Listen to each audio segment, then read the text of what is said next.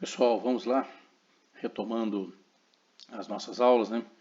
Vocês aí retornando do período de recesso escolar e vamos caminhando aí para encerrar com a aula de hoje, unidade 6.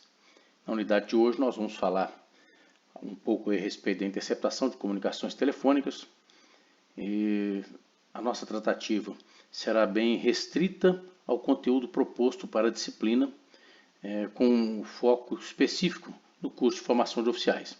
Por certo, esse conteúdo traz outras tantas discussões que precisam ser ampliadas, que precisam ser compreendidas, mas vamos trabalhar com foco único e exclusivamente voltado para a nossa disciplina no curso de formação de oficiais.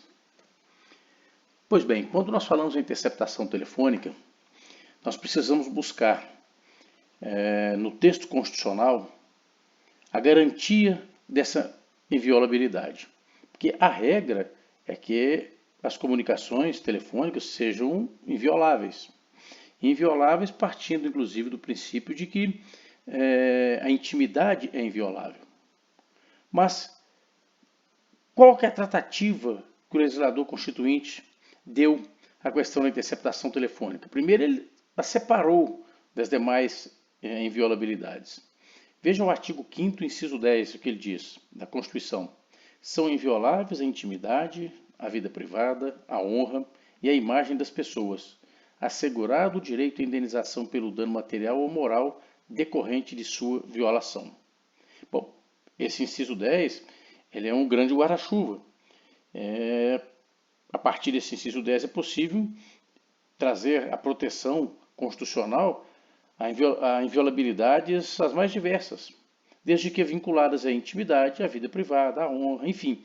Quando eu trato de interceptação telefônica, é claro que eu estou cuidando de preservar a inviolabilidade da intimidade.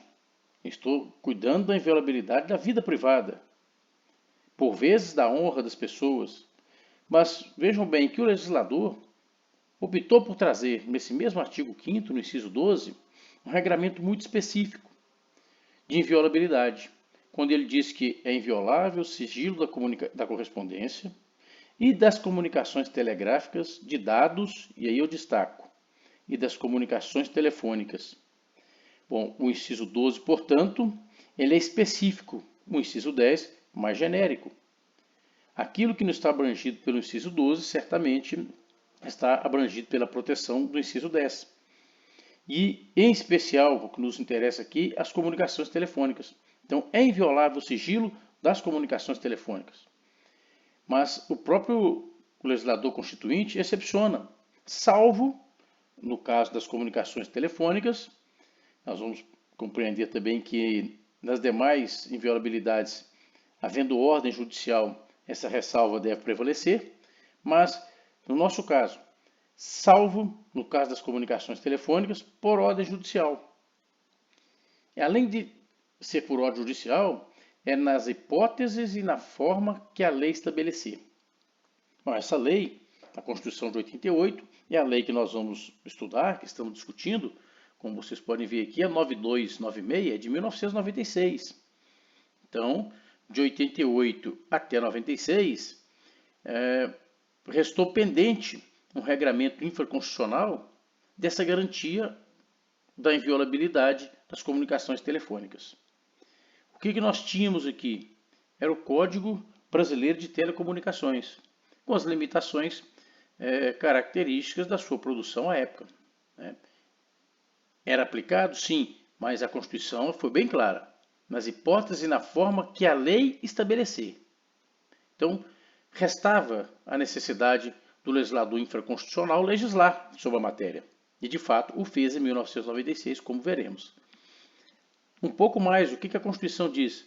Além de exigir uma ordem judicial, de só se admitir nas hipóteses que a lei vier a estabelecer, definiu também qual que é a sua finalidade: investigação criminal ou para instrução do processo penal. Para outros tipos de processo, é possível a interceptação telefônica? Não. É possível utilizá-la como prova emprestada, como veremos mais adiante. Então, Chegamos aqui na nossa Lei 9296 de 1996. Ela regulamenta o inciso 12, parte final, do artigo 5º da Constituição. A parte final é que trata especificamente da interceptação das comunicações telefônicas. Essa lei ela tem duas naturezas, uma natureza processual e uma natureza de ordem penal. Essa natureza de ordem processual, da essência da própria lei, grande parte dos seus artigos tratam de questões de ordem processual, mas nós temos o artigo 10. O artigo 10 ele trata especificamente de matéria penal, quando ele estabelece a existência de um crime. Nós vamos ver mais adiante o crime para quem realizar a interceptação ou quebrar o sigilo dessa interceptação ou agir contrário ao que a 9296 determina.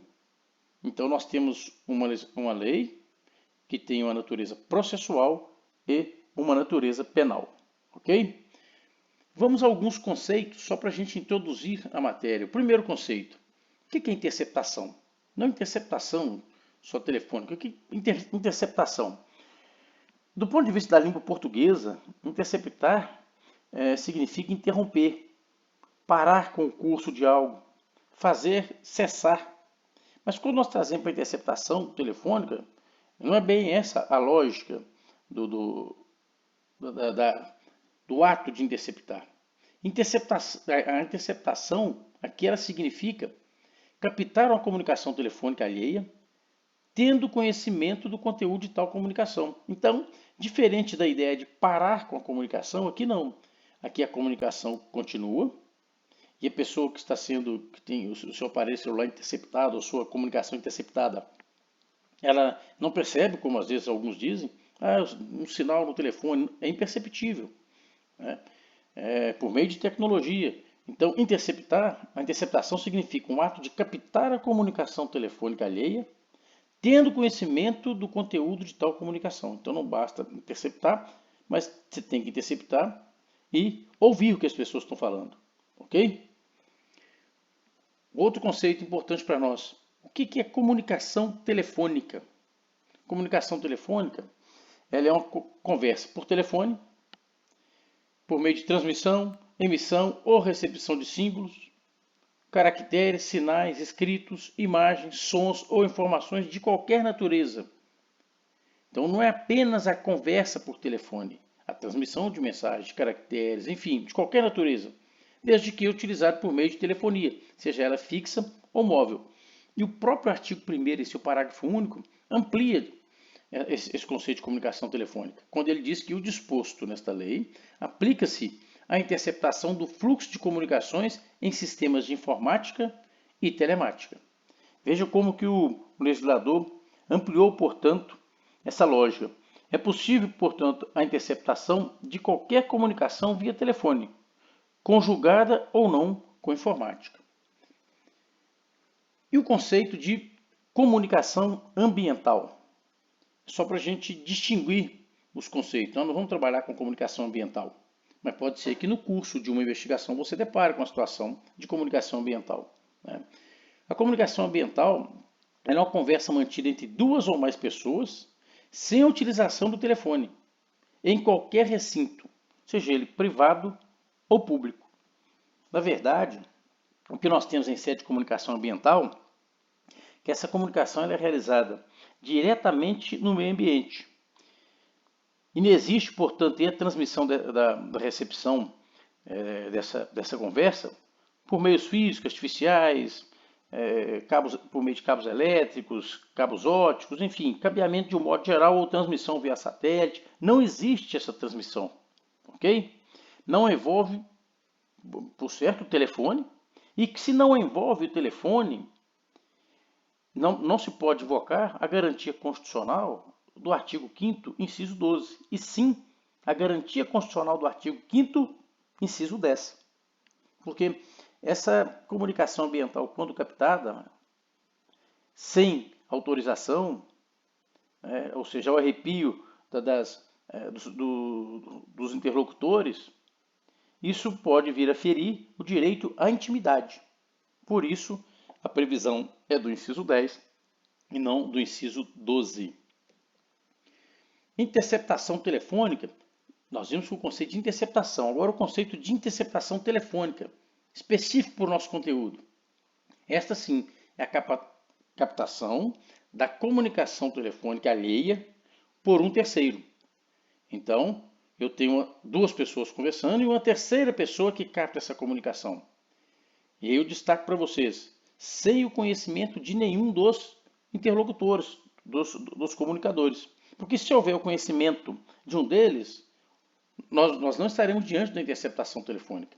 Nós estaremos diante da escuta telefônica, que é a captação da comunicação telefônica também por um terceiro, mas aí sim, com conhecimento de um dos comunicadores e desconhecimento do outro. O que nós temos, por vezes, de exemplo relacionado à escuta telefônica? Você pega situações, por exemplo, de crimes, crime de sequestro, em que a polícia é autorizada pela família da vítima a captar a comunicação telefônica. Então, essa família, essa pessoa que autorizou, ela não pode alegar violação da sua intimidade. Ela autorizou que a polícia captasse. E a outra parte, ela não autorizou, mas nós estamos tratando com alguém que está praticando um crime. Não estamos diante da interceptação, estamos diante da escuta telefônica. Ok? Então, interceptação, ninguém tem conhecimento. Escuta telefônica, conhecimento de um dos comunicadores. E a gravação telefônica clandestina? Bom, a gravação da comunicação por um dos comunicadores. Ok? Diferente da interceptação, eu não tenho um terceiro. Observe vocês que aqui eu tenho um terceiro, ou seja, uma outra pessoa. Aqui eu tenho também um terceiro, uma outra pessoa. Aqui não, aqui é um dos comunicadores. Então, eu estou conversando com você e estou gravando. É uma autogravação, mas o outro interlocutor desconhece. Por isso que era chamada de gravação telefônica clandestina. Ok? Na verdade, essa gravação clandestina, interceptação ambiental, escuta ambiental, a própria gravação ambiental, elas não estão abrangidas pela proteção da Lei 9296. E é o que nós veremos. O que está abarcado por essa lei? A Lei 9296. Está abarcado, protegido por essa lei, a interceptação feita por terceiro, sem conhecimento dos dois interlocutores, ou com o conhecimento de um deles. Ok? Então, pela lei está abrangido do ponto de vista de proteção. A interceptação que é feita por terceiro. Então, eu preciso de um terceiro. Quer seja sem o conhecimento dos dois ou sem o conhecimento de um deles. E qual é a natureza jurídica da interceptação telefônica? Vejam bem, ela tem natureza jurídica de meio de prova. Por que ela é meio de prova? Porque ela é uma medida cautelar de natureza coativa real, né, que ela se consubstancia em uma apreensão imprópria. A doutrina chama exatamente de apreensão imprópria, no sentido de que por meio dela, ou seja, por meio dessa interceptação, seja possível apreender, né, os elementos fonéticos que formam uma conversação telefônica. Existe uma apreensão de elementos fonéticos que juntos formam, portanto, essa conversação telefônica. Portanto, ela não é a prova, ela é o meio de obtenção de prova. Ok? Muito importante saber essa natureza jurídica dela. E aí, uma diferença importante da interceptação telefônica para a quebra do sigilo de dados telefônicos. São duas situações muito palpáveis em termos de investigação.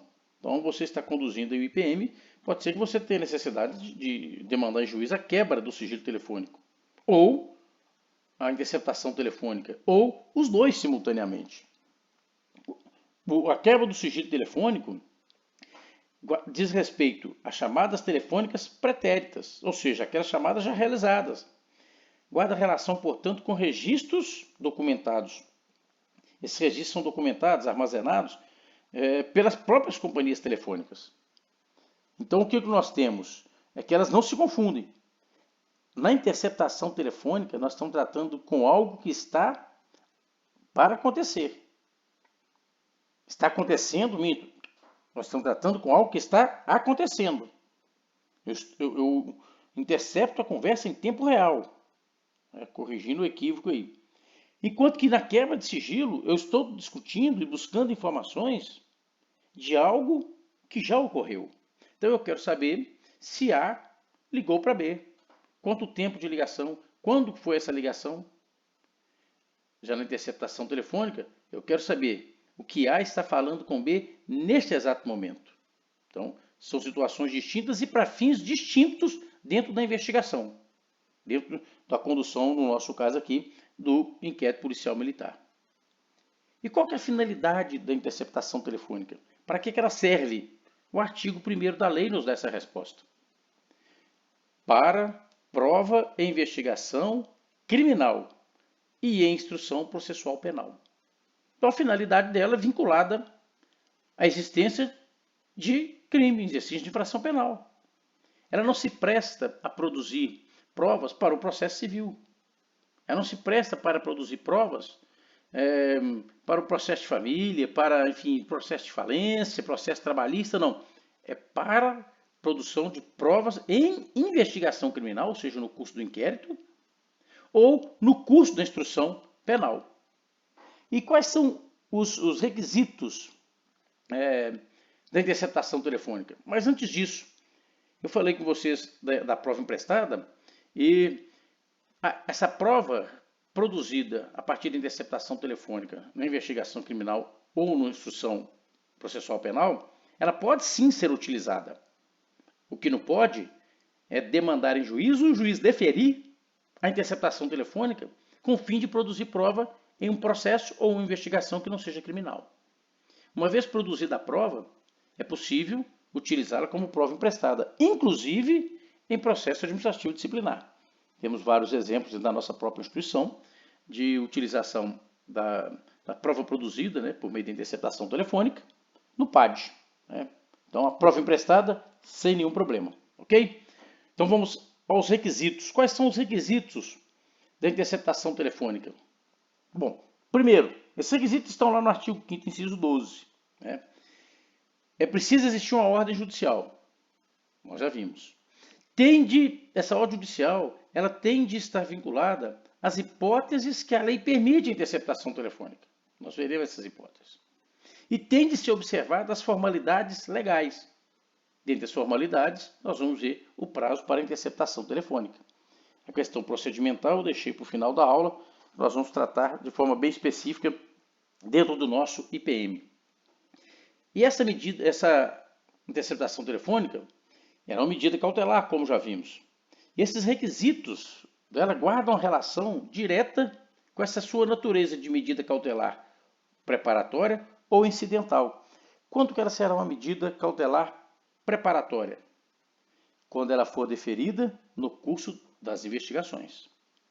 E quando ela será uma medida cautelar incidental? Quando ela for deferida no curso da instrução processual penal.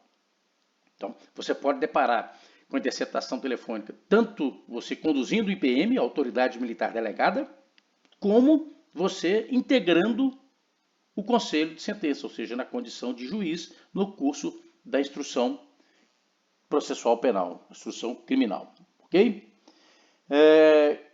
Como medida cautelar, vejam bem, ela se submete ao fumus commissi delicti e ao periculo in mora. O que significa?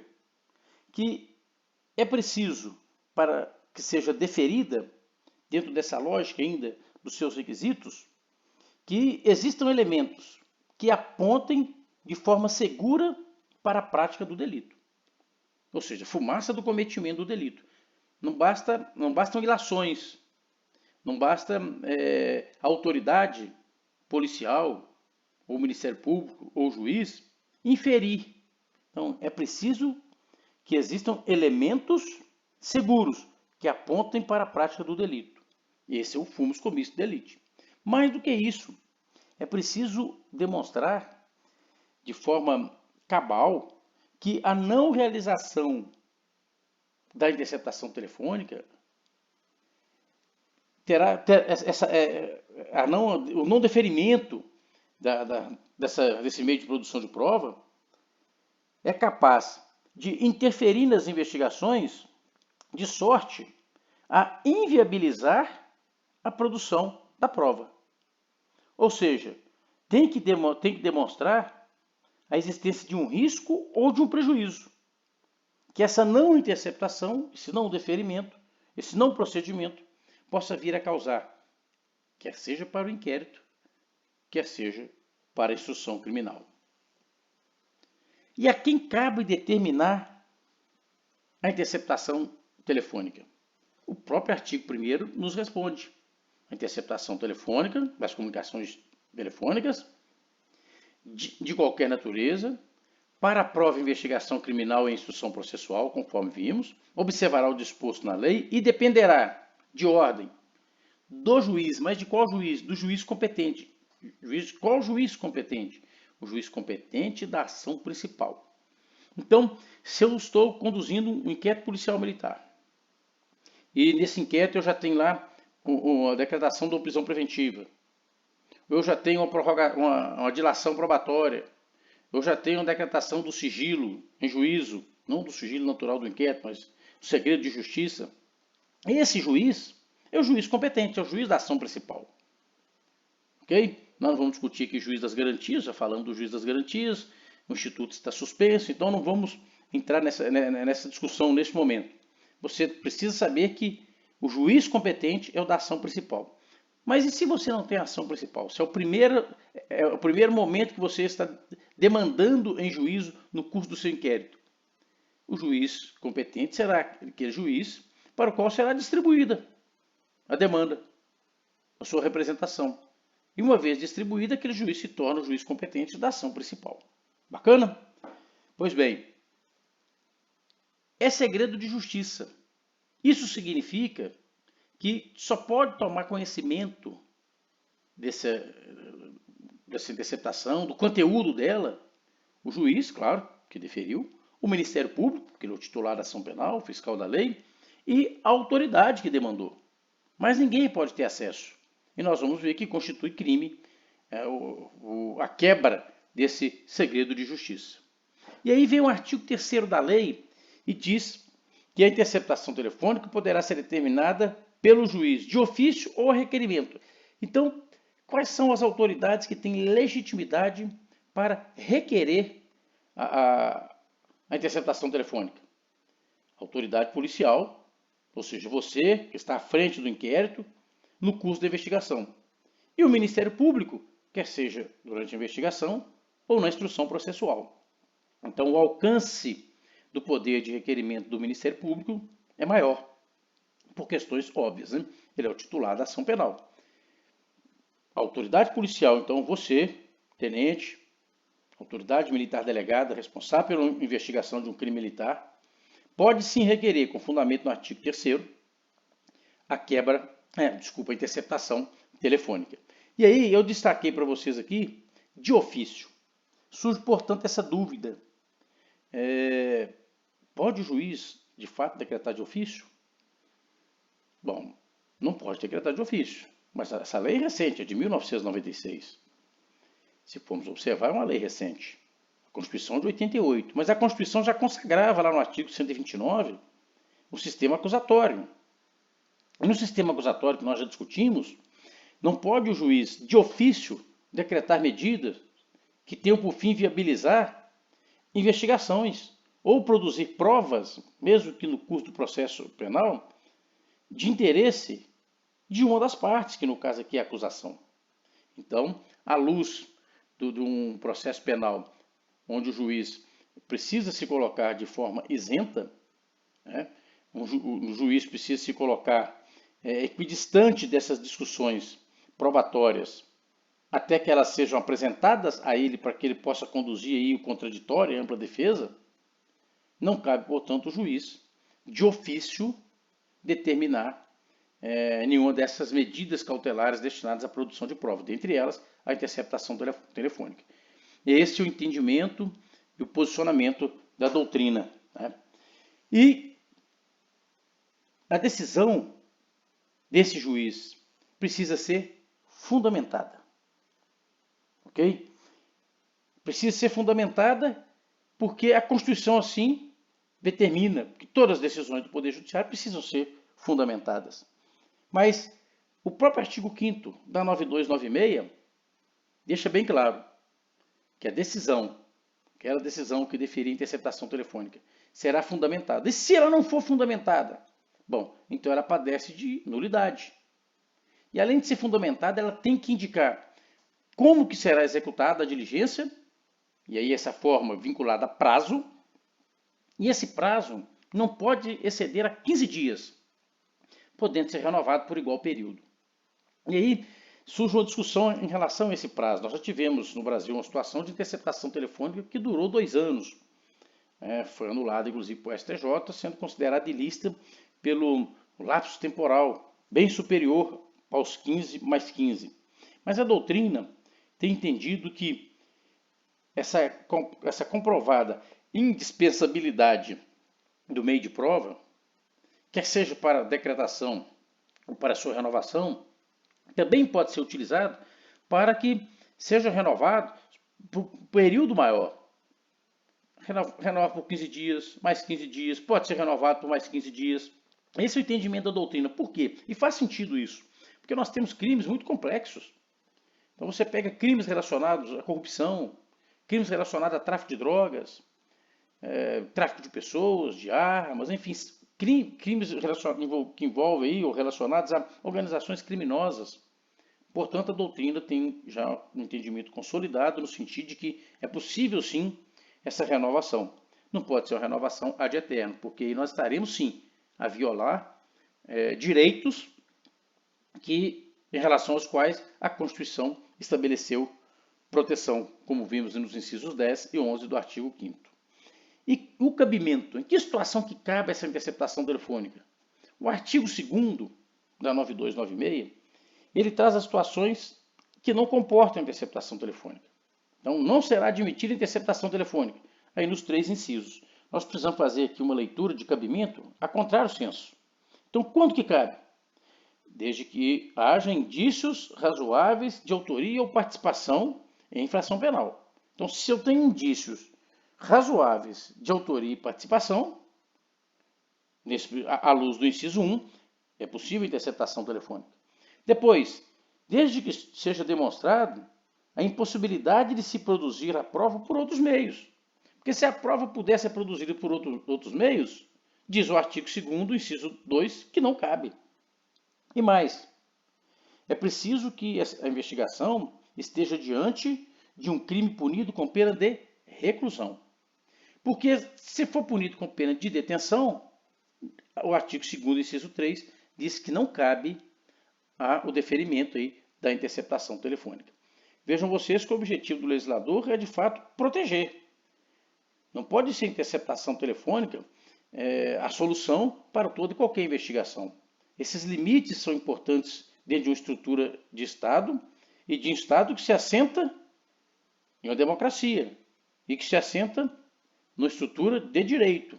Então, no Estado democrático de direito, é preciso impor limites ao poder estatal, inclusive em relação à interceptação telefônica para as investigações.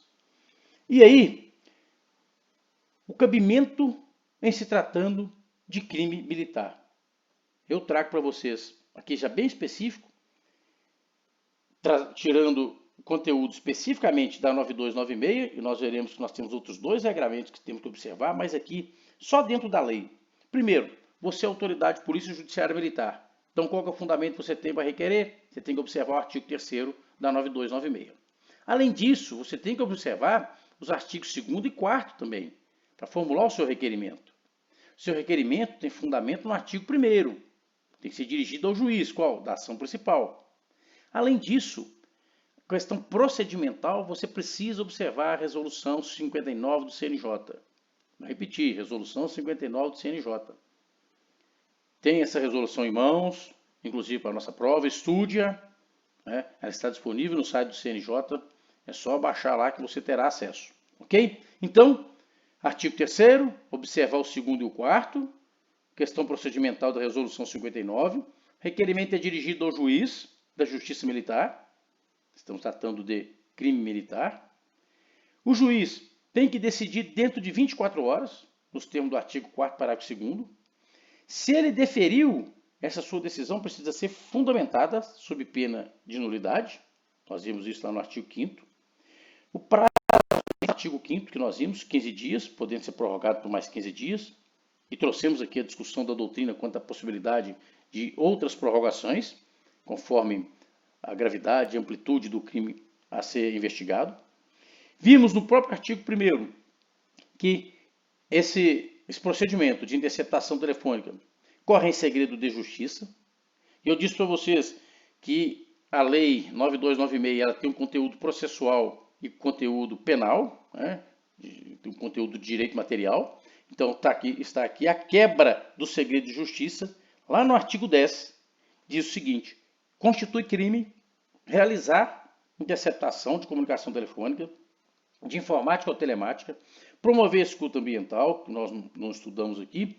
Eu destaco para vocês, ou quebrar segredo da justiça, sem autorização judicial, com os objetivos não autorizados em lei. A pena de 2 a 4 anos. Eu pergunto para vocês, é crime militar? Estamos diante de um crime militar? Não tenho dúvida que se essa conduta é realizada levada adiante, né, ou realizada por um oficial que está conduzindo a investigação, ou seja, essa conduta se amolda ao previsto no artigo 9º do Código Penal Militar, estamos diante, sim, de um crime militar impróprio. Será julgado, portanto, na Justiça Militar e a pena de 2 a 4 anos. Bom, voltamos aqui no prazo. Então, o prazo de 15 dias, é o prazo inicial. A autoridade militar delegada, nos termos do artigo 6º, tem de dar ciência ao Ministério Público. Okay? Se o Ministério Público é quem demandou em juízo, está resolvida a situação. Se ele não demandou em juízo, a autoridade tem que informar. Sou promotor, demandei aqui em juízo, apresentei meu requerimento, o juiz deferiu, estamos iniciando a interceptação telefônica. Quem executa essa interceptação telefônica? A própria PM. A PM de Minas tem uma estrutura muito boa de corregedoria, do civis de inteligência, com equipamentos para cumprir a decisão judicial. Esses equipamentos não são para a realização de interceptações telefônicas. Esses equipamentos são para cumprimento da decisão judicial relacionada à interceptação telefônica. Se não há uma decisão judicial, esses equipamentos, portanto, não podem ser utilizados. Vem a possibilidade de prorrogação, está lá no próprio artigo 5º. E aí, superou então essa prorrogação, superou o prazo, o que você precisa, as informações que você precisa já estão disponíveis para você. Então você, autoridade militar delegada, concluída a diligência, remeter para o juiz. E como você remete isso para o juiz? Lá na instrução 02 de corregedoria, que nós ainda vamos ver hoje, trata disso. O artigo 6º, parágrafo 2º, determina essa remessa para o juiz. Esses autos da interceptação telefônica, eles correm de forma apartada, separado do processo principal e separado do inquérito. Então, terminou a interceptação telefônica, envia para o juiz. Mas você continua na investigação. Qual que é o momento para você juntar essa interceptação telefônica, lá o CD, o DVD, o pendrive, enfim, a mídia, né? A transcrição, o relatório, os autos como um todo. O momento para você juntar é quando você for trabalhar o relatório do inquérito. Então, agora eu vou relatar o inquérito. Pode ser juntado ao inquérito. Ok? E no processo, ou no momento específico, porque no processo é preciso permitir que as partes, e aí eu estou dizendo da defesa, tenham acesso. Porque o processo só se justifica à luz da ampla defesa e do contraditório. Está lá no artigo 8º, parágrafo único. Esses artigos, leitura obrigatória, gente, para vocês. Não vou ficar lendo esses artigos aqui não, tá bom? E aquela gravação, aquele conteúdo imprestável, ou seja, quando eu uso o termo imprestável, é porque ele não tem utilidade para a investigação. Uma interceptação telefônica, não tenha dúvida que você acaba captando, né, informações e falas que não tem nada a ver com o que você está investigando. Conversa de família, conversa a respeito de negócios, enfim, isso não tem utilidade. Esse conteúdo imprestável, ele é descartado em juízo, com participação do Ministério Público. É o que vocês vão encontrar lá no artigo 9º, ok? Então, só refrisando para vocês aqui a necessidade da leitura desses artigos. A lei é pequena, pegue a lei, dê uma lida nela, e aí vocês retomem aqui essa transparência, esse slide aqui que vocês vão compreender de forma muito tranquila. E aí, qual que é o regramento aplicável, além da lei, e como funcionam essas questões procedimentais? Primeiro, no ano de 2013, houve um julgamento no Tribunal de Justiça Militar, no sentido de pacificar a jurisprudência, em que se discutia que a lei de interceptação telefônica ela não se aplicaria no âmbito da Justiça Militar. Então, os crimes militares não poderiam ser, quem está investigando o crime militar não poderia utilizar desse instituto de interceptação telefônica para esclarecer o fato criminoso. E aí a Justiça Militar de Minas, de forma muito firme, assentou seu entendimento. Olha, o instituto de interceptação telefônica é aplicável no âmbito da Justiça Militar. Não há impedimento, como fez o legislador lá na Lei 9.099, no artigo 90A, falando não se aplica a Justiça Militar. Aqui ele não fez. Então, claro que se aplica a Justiça Militar. Nós estamos tratando da interceptação telefônica como um todo. A partir dessa discussão, nós tivemos, no ano de 2014, a instrução conjunta de corregedorias, instrução 02, que está disponível para vocês na intranet, que padroniza as atividades de polícia judiciária militar. Ela é procedimental, por isso eu coloquei regramento aplicável e questões procedimentais. Leitura obrigatória para vocês dos artigos 41 a 49 da instrução 02. Você tem de seguir a instrução 02? É claro que tem. É o procedimento definido pela sua instituição para você demandar em juízo a interceptação telefônica. Se você não observa esse procedimento, você está, ao menos, cometendo uma transgressão disciplinar por adotar procedimento contrário às normas. Então, tem de conhecer a instrução 02. E como veremos mais adiante, a instrução 02 te remete para a resolução 59 do CNJ, aquela que eu falei com vocês, ainda há pouco. Primeiro artigo aqui da instrução 02. Eu trouxe alguns artigos, vocês farão a leitura do 41 ao 49, e eu destaco aqui alguns desses artigos. Primeiro, o pedido de interceptação deverá descrever com clareza a situação ou objeto da investigação, inclusive com a indicação e qualificação dos investigados, salvo impossibilidade manifesta devidamente justificada. Além de anexar, isso aqui é importante, fotocópia da portaria de instauração do IPM. Eu preciso provar para o juiz, com documentos, que existe uma investigação formal, bem como cópia dos documentos que demonstrem as razões do seu pedido. E aí ela remete para a lei, artigo 2º. Por isso que eu disse para vocês que, além do artigo 3º, quando você apresentar o seu requerimento, você tem que passar pelos artigos 2º e 4º. Ainda dentro do regramento aplicável das questões procedimentais, o artigo 44 da instrução de corregedoria. Ela diz que os pedidos mencionados no artigo anterior, ou seja, no 43, qual será esse encaminhamento dele? Bom, ele tem que ser encaminhado à Central de Distribuição de Feitos da Justiça Militar. Salvo se você já tiver o juiz prevento, o juiz da causa. Então, se o juiz já decretou uma prisão preventiva, então você tem o juiz, você despacha com ele. Fora isso, você tem que encaminhar para a Central de Distribuição de Feitos da Justiça Militar. Como? Envelope lacrado. Nesse envelope você tem que colocar todos os documentos e o seu pedido, demonstrando que o que você está pleiteando em juízo tem amparo na legislação. E o artigo 45 traz como que você vai tratar do ponto de vista material, de encaminhamento, dessa sua demanda. Diz que na parte exterior do envelope será colada uma folha de rosto contendo somente as seguintes informações. Isso é matéria de prova, tem que saber isso. Então, quais informações eu preciso colocar nessa folha branca, essa folha A4 colada no envelope? A denominação medida cautelar sigilosa. Depois, a unidade a que pertence a autoridade militar delegada que está fazendo o pedido. Então, medida cautelar sigilosa, Academia de Polícia Militar, Belo Horizonte. Só isso. Nada além disso. Ok? Não tem nome de ninguém, só isso.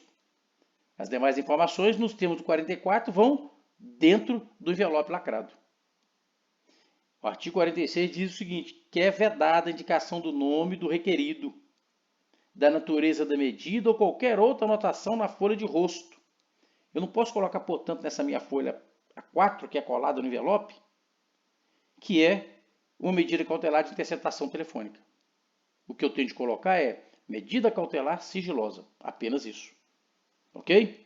Não pode errar isso, nem na prova e nem na condução da investigação. Artigo 48 da nossa instrução de corregedoria. Havendo necessidade de prorrogação de prazo da interceptação telefônica, telemática ou de informática, a autoridade polícia-judiciária militar, delegante ou delegada, deverá fazê-lo antes do vencimento do prazo da interceptação em trâmite, com tempo suficiente para dar continuidade aos trabalhos. Porque se você esperar, 15 dias, encerrou hoje, amanhã eu vou fazer o pedido de prorrogação, você perdeu um dia de conversa. Pode ser que esse um dia de conversa que você perdeu tenha apontado para a perda, talvez, de toda a interceptação. Então, a instrução de corregedoria diz que você tem que fazer o pedido antes. Parágrafo 1º. Para tanto, ou seja, na hora que você vai fazer esse pedido de um novo prazo, de uma prorrogação de prazo, você tem que apresentar os áudios com inteiro teor das comunicações interceptadas, as transcrições das conversas relevantes, a apreciação do pedido de prorrogação e o relatório circunstanciado da investigação, com o resultado até onde você chegou. Não é o relatório das outras provas, é um relatório circunstanciado das investigações, mas demonstrando as razões da prorrogação e a imprescindibilidade dessa medida. Aí vem o parágrafo 2º. Os documentos exigidos no parágrafo anterior serão entregues, vejam bem isso, pessoalmente, por você, autoridade militar delegada, ou pelo seu escrivão, mas esse escrivão tem que estar expressamente autorizado por você ao juiz de direito do juiz militar ou ao servidor por ele indicado.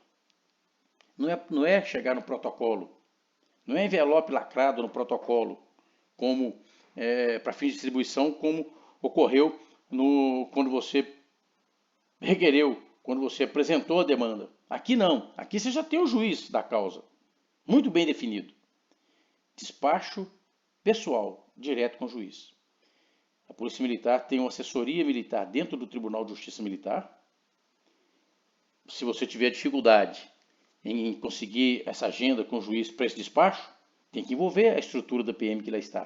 Tem um oficial superior lá, que é o assessor militar, e que cuida desses contatos ali dentro, viabiliza essas situações, tanto para facilitar para os policiais militares, quanto para o próprio judiciário. Ok? E aí vem o artigo 49. A autoridade polícia-judiciária militar, aí quer seja delegada ou delegante, poderá solicitar da corregedoria orientações, apoio, suporte de como fazer tanto o pedido quanto realizar esse ato de interceptação. Não existe essa história de você, vou desviar as chamadas para o meu telefone. Isso não é esse o procedimento de interceptação. É feito por meio de equipamento homologado, com controle da própria instituição. E esse controle se dá na Polícia Militar pela nossa corregedoria, nossa casa corregedora, e em algumas situações pela própria diretoria de inteligência. Volto a dizer para vocês, equipamentos utilizados única e exclusivamente a partir de uma ordem judicial. E aí é informado às operadoras, e a partir daquele momento, a operadora cumpre a ordem judicial. E ao cumprir essa ordem judicial, a Polícia Militar intercepta e capta essas mensagens, quer seja de voz, quer seja de mensagem de texto, de símbolos, enfim, como nós já discutimos. Desde que a investigação seja de crime militar, próprio ou impróprio, mas cuja pena prevista tem de ser de reclusão. Pena de detenção não cabe, portanto, interceptação telefônica. Além de demonstrar, claro, a sua imprescindibilidade para as investigações.